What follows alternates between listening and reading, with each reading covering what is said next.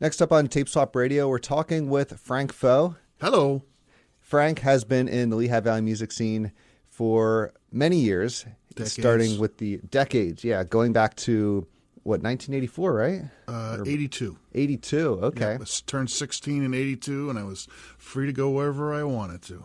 Well, you had zines that you were putting out back then? Absolutely.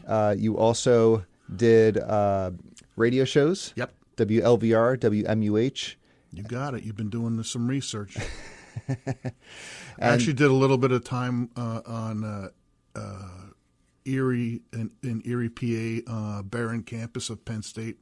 I did a little bit of time there, too. Okay, so you've been all over the place.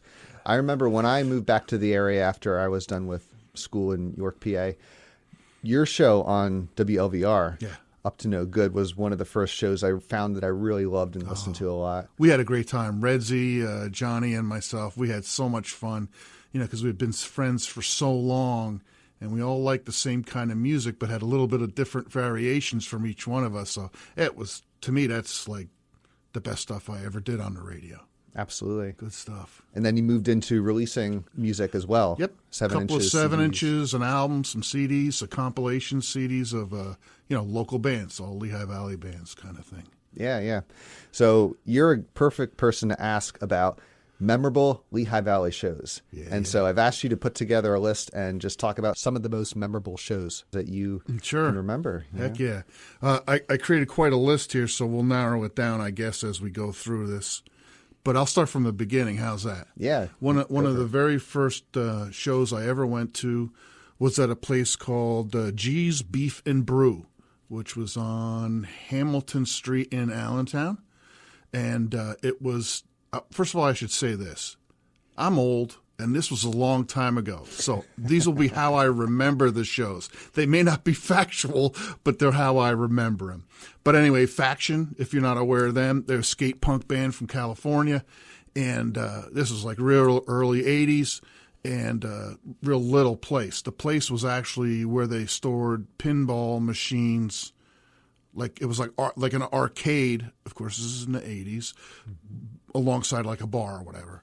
And so they'd move the pinball machines up, and bands would play in there. So the Faction plays, and this is like one of my first shows, and I'm not a skateboarder, never was. I can barely walk, But these skateboard kids were nuts. Faction was, of course, great, but part about the great show is the people who were there. Yeah. Now, they had pipes, like running across the ceiling, open pipes. So all these skater kids were jumping up on these pipes, crawling up on these pipes, stage diving off the pipes. It was just a madhouse, and it was such a little place. Everybody was so tight and everything else. That was one of the first great shows that made me hardcore for life. So how high of a ceiling are we talking about? It was not that high of a ceiling, maybe 10 feet, I guess. So it was real easy for them to grab onto these pipes and stuff. Jump up and grab onto the pipes. It was crazy, yeah. It was ridiculous. And, chaos for a 16-year-old or whatever year it was. I don't remember, but that was right up my alley. Yeah. And what can you tell me about the Faction? They're from somewhere in California. Okay. Yeah, I forget who even opened up for them from the area. Okay. So they were playing around the country. They were on like their first U.S. tour, and they went on to put out a couple albums. Skate and Destroy was one of their biggest songs, Nice. Of course, back in the early 80s with the skateboard scene. So that was very cool.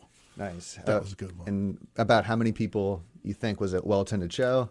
I don't even know if you could fit 50 or 60 people in the room. That was it. And when you get that many people in such a small space, it's awesome. And then they're going crazy. Yep. It makes for a memorable show. Yeah. Right now we're going to listen to Skate and Destroy by The Faction here on Tape Swap Radio. Forget the light, skate and destroy. Fashion dog, skate and destroy. Stepping back, skate and destroy. Kick the bike, skate and destroy. It's not a cause of political belief, but it's something in my thinking. If you agree, that's cool by me. At least I'm not a robot. I'm not afraid of things to read, and I won't divide my friends up. Leadership of people's minds is not what I was trained for. Forget the light, skate and destroy. Passion dog, skate and destroy. Stepping back, skate and destroy. Take this bike. Coming after me, the sons of BMXers. Nobody's trying to stop me, but your thing's fast than boots. You may be in a parking lot, throwing up your content. So what who cares? I know I don't be a hood, don't be good.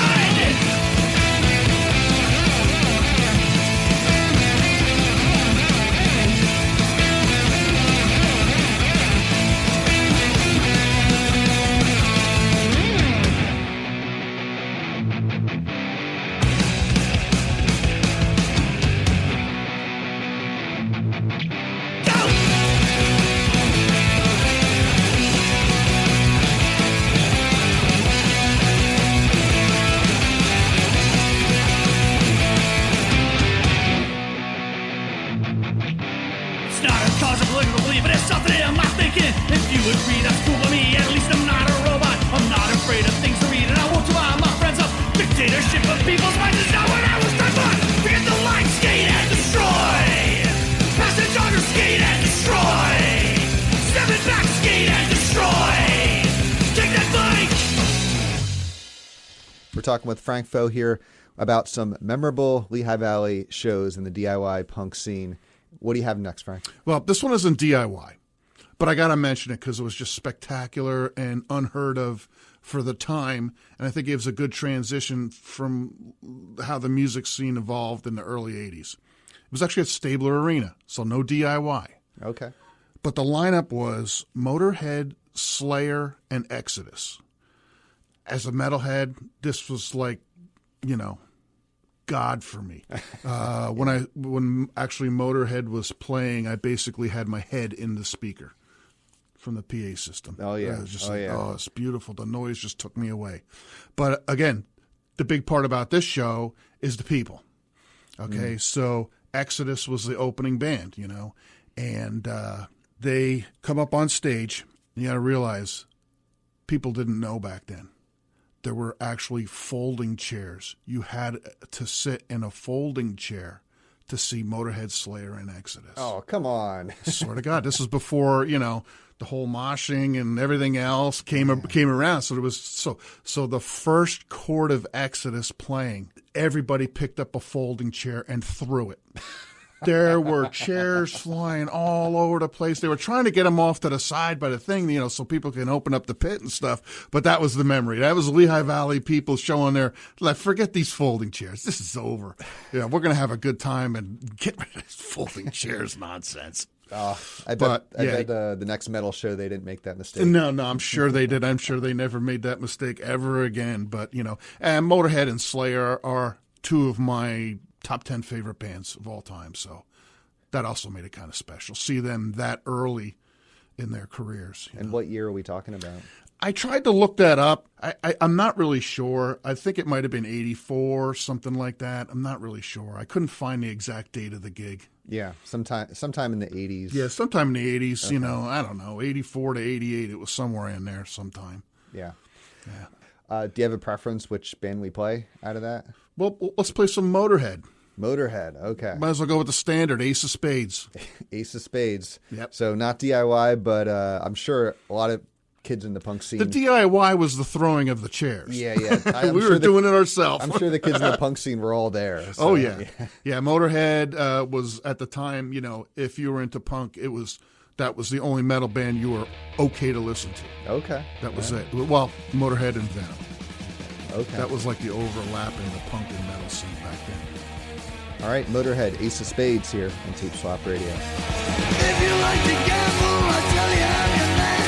You win some, lose some, it's all the same to me.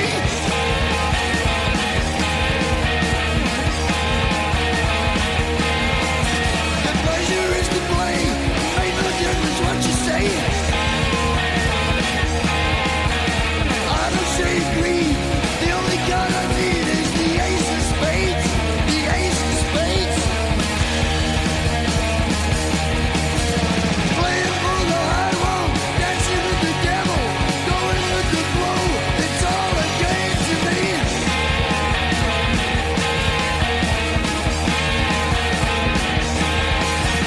7 or 11, snake eyes watching you. Double up or quit, doubles take a split. The Ace of Spades, the Ace of Spades.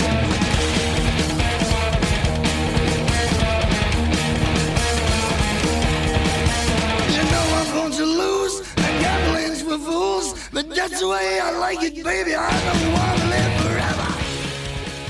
All right, talking with Frank Foe about some memorable Lehigh Valley music events, music shows in the area. What do you have next? One of the staples of the early 80s and mid 80s hardcore scene was a place called the West Caddy Playground Building. We held very local shows only, like the local bands would play, like Russian Meat Squats, The Clap, etc. They would play just, to have a gig or whatever. But then, as they grew, a couple of my friends, Johnny, who mentioned on the radio show, Johnny from The Clap, and Scott Andrews from the Russian Meat Squats, they kind of banded together and got some touring bands in there.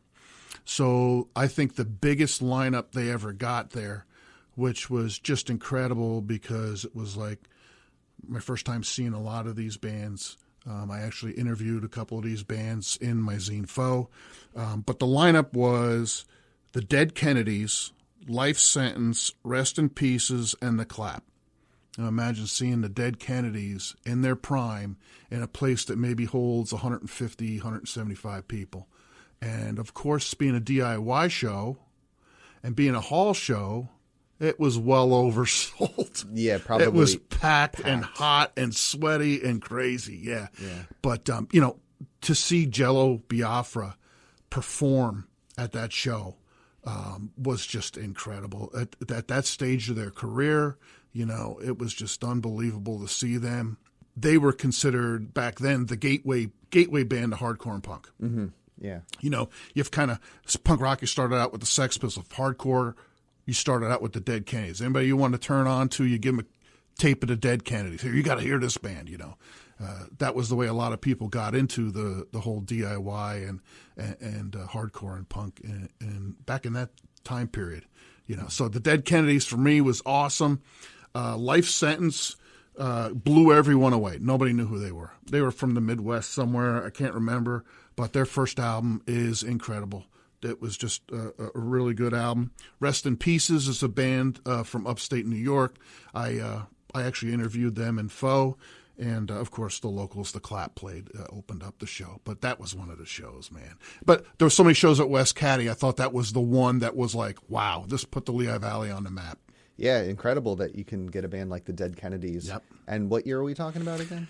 Again, I'm not sure. I think it might have been 84, something like that. Shortly after that, I saw them at Rutgers University, which was another great show, but that was like probably 20 times the amount of people.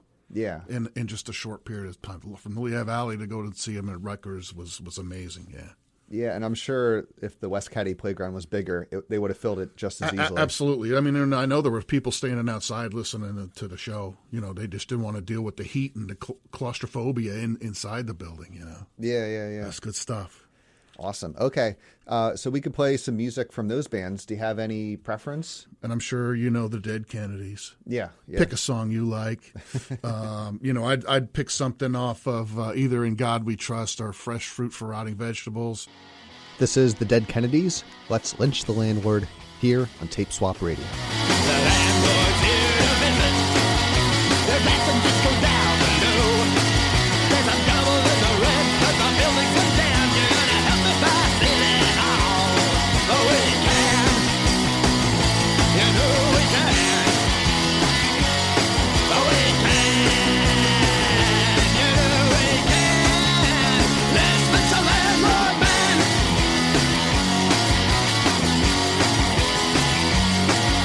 I tell him turn on the water. I tell him turn on the heat. Tell me all you ever do is complain, yeah. Then they switch up place when I'm not here.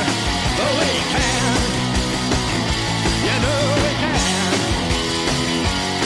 Oh, we can. You know we can. Let's fix a landlord. Let's fix a landlord. Let's fix a landlord man.